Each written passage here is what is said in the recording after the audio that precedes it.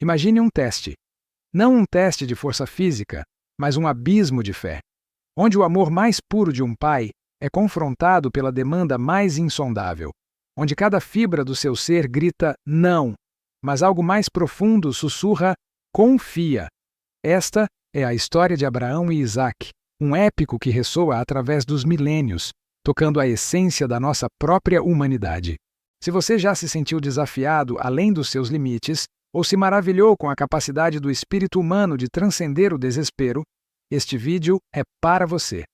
Aperte o botão de curtir, inscreva-se no canal para mais histórias que tocam a alma e prepare-se para uma jornada que você vai querer assistir até o fim. Em uma noite que deveria ser de paz, o silêncio do deserto foi quebrado. Não por um trovão, mas por uma voz que penetrou a escuridão da alma de Abraão. Ele, o patriarca que havia visto o milagre da promessa de Deus se cumprir em seu filho, Isaque, foi convocado. A ordem era brutal, ininteligível aos ouvidos humanos. Toma agora o teu filho, o teu único filho, Isaque, a quem amas, e oferece-o ali em holocausto.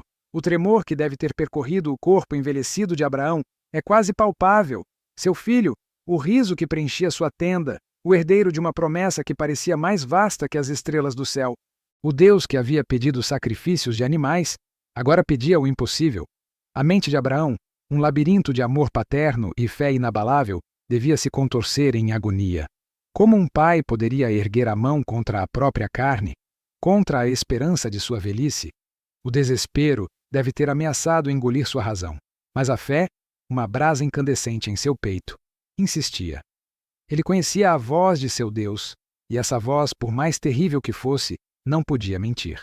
Em algum lugar no abismo dessa demanda, ele buscou uma lógica divina, uma salvação que seus olhos ainda não podiam ver. Ele acreditava que Deus era poderoso para ressuscitar seu filho, mesmo dos mortos. Uma fé que desafiava a própria morte. Ao amanhecer, com os primeiros raios de sol pintando o deserto, Abraão e Isaque partiram. Não havia palavras, apenas o som abafado dos cascos dos jumentos e o ranger da madeira da lenha, destinada a um sacrifício inimaginável. Isaque, talvez um jovem de 15 ou 16 anos, andava ao lado de seu pai, alheio à tempestade que rugia no coração de Abraão. Cada passo em direção a Moriá era uma facada silenciosa, uma tortura sem gritos para o patriarca. A paisagem, antes familiar, agora se transformava em um cenário opressor, onde cada pedra parecia testemunhar a tragédia iminente. Ao terceiro dia, a montanha foi avistada, um pico solitário que se elevava contra o azul do céu, um altar natural esperando por seu sacrifício mais alto. Abraão, com a voz embargada pela emoção contida, ordenou aos servos que ficassem, enquanto ele e Isaque subiriam para adorar. O eufemismo doía mais que 1000 gritos. Isaque, em sua inocência, carregava a lenha. Abraão levava o fogo e o cutelo. O silêncio então foi quebrado pela voz do filho, uma pergunta simples, mas que rasgava a alma de seu pai. Meu pai, eis aqui o fogo e a lenha, mas onde está o cordeiro para o holocausto?